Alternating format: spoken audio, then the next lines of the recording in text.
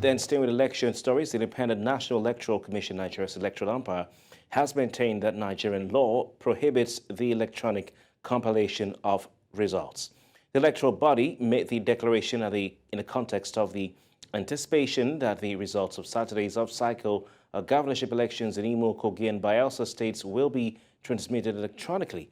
In his remarks, the Chief Press Secretary to the Chairman of INEC, Rotimi Oyekomi, disclosed that neither the bimodal voter accreditation system nor the result viewing portal were intended for use in compiling election results or selecting a winner.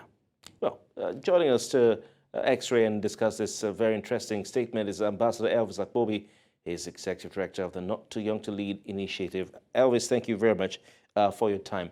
How does INEC stand on the illegality of the electronic collation impact transparency and accuracy of election results in Nigeria's off-cycle elections?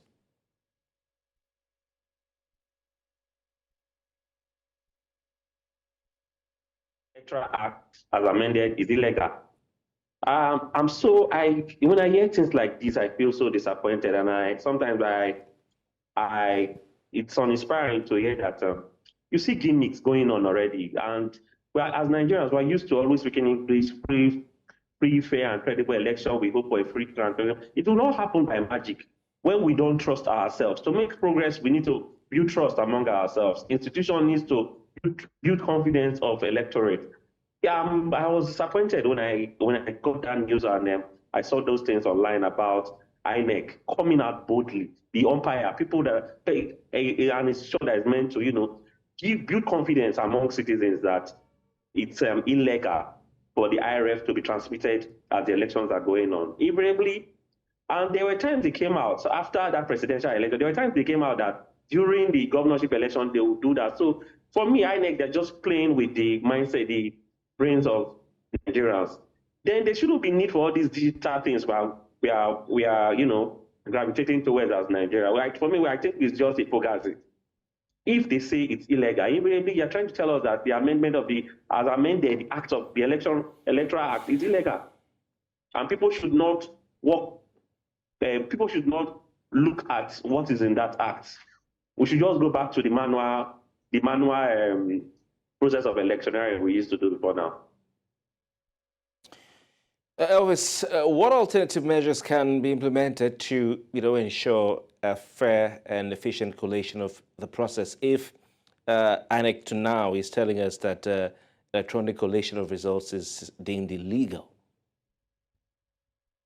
Meaning there's something going on, because if it's what Nigerians want to hear, this is just 4 states. We have a lesser number of electorate, and a lesser number of electorate. It's not difficult. The world is moving. We're going digital. It's not difficult to transmit.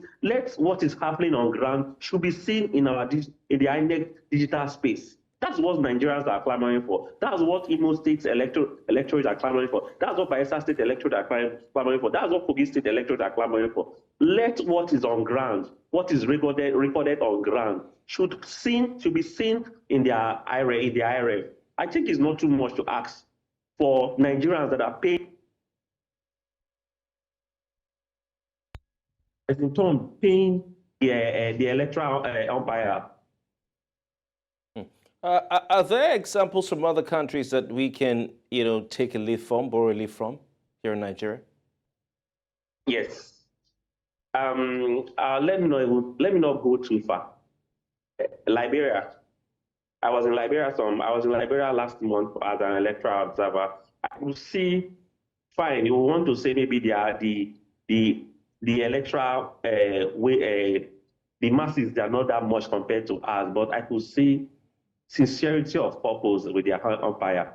I could see briefing of observers. I saw briefing of observers. I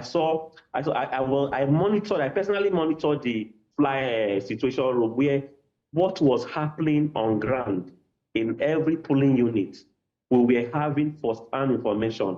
There was a particular place where they had issues with the movement of electoral materials. They had issues. We got that information immediately, and it was uploaded in their site immediately. So how come Nigeria, we call ourselves the giant of Africa, how come just for 4 states, we can't go digital. Elvis, considering the technological advancements we have in the world today, do you believe that there is a need for amendment to the laws to accommodate the integration of electronic collation, of results in Nigeria's electoral system? I mean, the Supreme Court has said the law does not make it compulsory.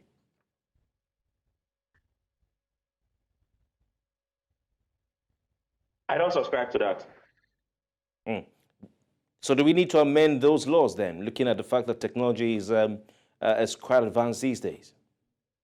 Even if we amend those laws, see, laws are made for the people, not for animals. Do we gravitate? Do we do what those laws, what is written on the book? Do we as Nigerians do these laws as being implemented? Does it reflect reality? That's the question we should be asking ourselves as Nigerians. It doesn't. Even if it's been amended, okay, it was amended not too long, and INEC today is coming up to tell us that what was in the book is now illegal. So for me, I lack confidence in INEC at the moment. Elvis Fali, how will the perception of Nigeria's electoral process among the country's citizens be affected by this latest stance by INEC? I mean, they had what NotTooYoungToLead said before the 2023 election. So how will their perception of INEC be affected by this stance or this new stance? And what potential challenges could arise from this perception people have of INEC for future elections?